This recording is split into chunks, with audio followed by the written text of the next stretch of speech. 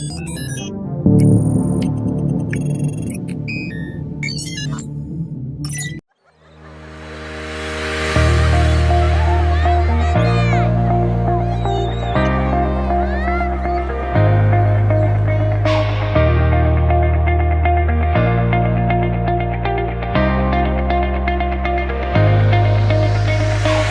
Daraja and I'm 24 years old and I am a core elite athlete.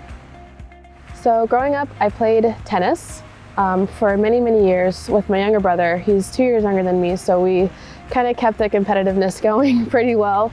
My dad introduced us to it at a pretty young age, around like, I don't know, maybe eight or nine. So I've been in sports for a long time, and my dad is a surgical oncologist, and he's also he's a child of immigrants, so he's first generation American.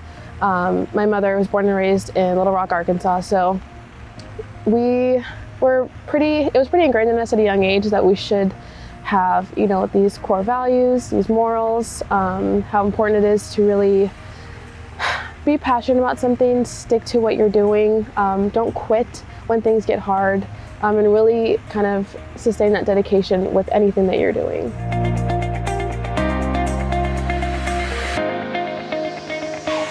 After I was kind of over tennis, also I had some bicep tendonitis issues, and I just needed something else to keep me busy. And that's kind of around the time I was a little more active on Instagram and social media.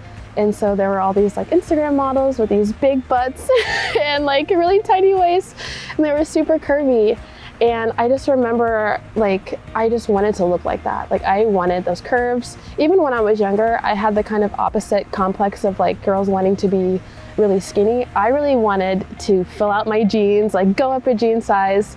So that was where my insecurities lied, because I was not built curvy. That was just not in my genetics. It was never gonna be that. But I was stubborn, and I didn't want to accept it at the time. I thought, well, if I work hard enough, I'll build those curves and I'll build that shape. But puberty never gave me curves. So I was like, the gym's got to give me some curves. So I lifted legs 3 days a week, never touched an upper body weight because I just didn't want to be manly or bulky. I didn't know any better at the time, but I did have a pretty decent mind muscle connection just from playing tennis, knowing what my body, feels like during certain movements. So I lifted legs a lot, and I lifted them heavy. Not really from an educated aspect, I would say, but just more from going with what I was feeling and what I was seeing on the internet. And after a few years, I kind of was really feeling a little unfulfilled. And I really wanted to be influential like the girls that I saw on Instagram. But they were really promoting a lot of their sexuality and promiscuity, and that doesn't come naturally to me. To others it might, but it just wasn't me. But I tried to force it a little bit. I tried to post the booty pics, not scantily clothed, but just that's what I thought got likes and follows. So that's what I was following, and my now fiance was like, babe, please stop. Because with that, I would also kind of really scroll through and start comparing myself to these girls, and I would fall into this routine. Even just before bed, that's all I would do. And I would be so jealous. And I was chasing something that I was never, ever gonna, achieve. That was just not how I'm built. It's not my genetics. So he kind of had to shake me a little bit, and be like, this is really self-destructive. This is not getting you anywhere. You need to channel this energy into something more productive that's going to really give back to you how much you're putting in it. So he was like, you either need to do, bodybuilding competition or powerlifting, something competitive to really get that, going, get you motivated. And so I first looked into powerlifting, and I like lifting heavy and I liked squatting heavy. So I was like, oh, perfect. I'll do that. But then, there's bench, which I don't do. And there's all these other compound lifts that I'd never really trained before. So that was kind of pushed aside. I looked more into bodybuilding, and it was right around the time of the Arnold. And the bikini girls, they looked so amazing. And I remember Angelica was up to win it that year. I think that was her second year going for the title. And I just remember like, that's what I want to do. So I just went like guns blazing, like 100 miles an hour, just jumped into a prep. Got, with someone that was going to help me with my nutrition, my training. And that's kind of how I started competing.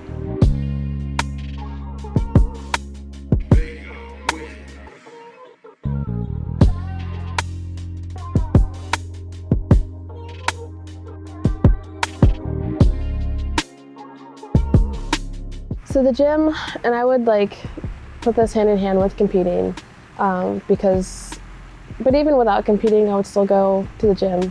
It's just what I love. It makes me feel good. So what keeps me motivated, first and foremost, is me. Seeing my growth over the last year with what I've done with myself, the work I've done on myself, it just makes me really excited for the future, and how much more I'm able to grow from this. I really feel like it's just the beginning, honestly. Like I'm just getting started. And to me, that's just extremely motivating. So what it's done for me is it's forced me to prioritize myself. I have a history of really living my life to make sure that I am enough for other people. And I never checked with myself to see if I was enough for me. And it's taken a long time for me to really say, you know what, Daraja, you deserve to have these standards for yourself and for the company that you keep, and to not limit myself and put myself in this box. And that I'm capable of a lot more than I think that I am. And I prove that to myself almost every day, especially this year. It's been an amazing year, winning my pro card, qualifying for the Olympia. And it's brought me so many amazing relationships and connections with people that I would have never probably met otherwise, either through Instagram, DMs, or meeting people at shows, and meeting people that kind of help push me and motivate me, and learning other people's journeys and where they've come from and how far they've come makes me even more motivated and want me to push more, because there's no limit to what you can really do. And it sounds so corny and so lame, but it's probably something that if I had been told this, just a year ago, I would have looked at you and been like, okay, like you're full of it. But it really is. And I'm so grateful for the opportunities.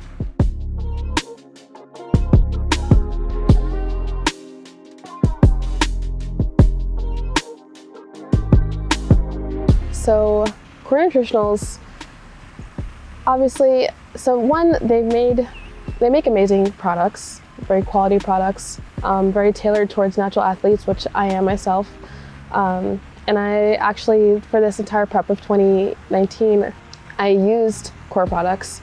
So that in itself, I love the products. I use them. They work for me.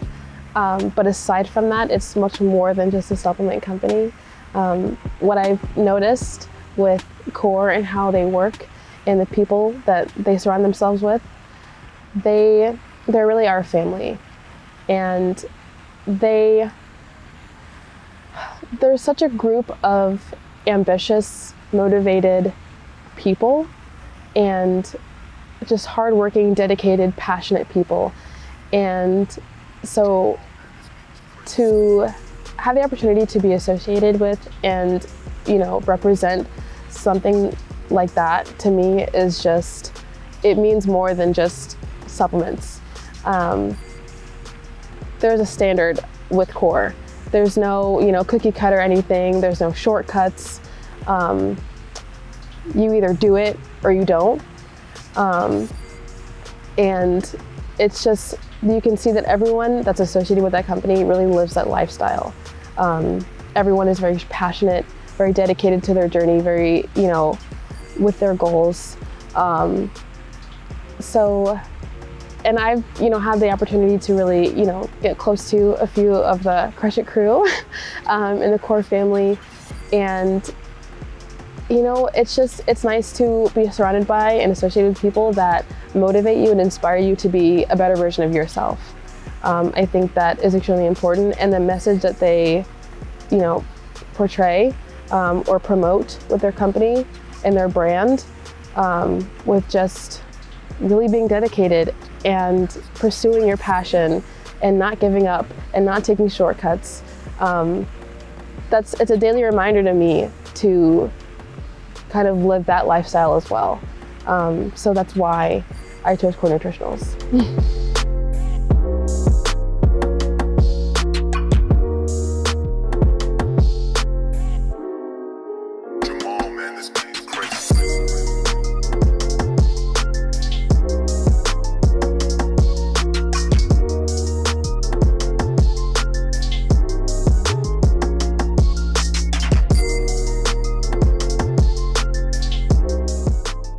To me, Crush It means, it doesn't mean that you don't fail, it doesn't mean that you're perfect, it doesn't mean that you don't have fallbacks or that you don't do anything wrong. To me, it's a lifestyle, and it's, you are pursuing you find your passion, whatever you're passionate about, and you pursue it relentlessly. It doesn't matter if it takes 10 days, 10 months, or 10 years. There's nothing that's really going to stop you from pursuing it. It means that you don't neglect your responsibilities, or your loved ones, or yourself.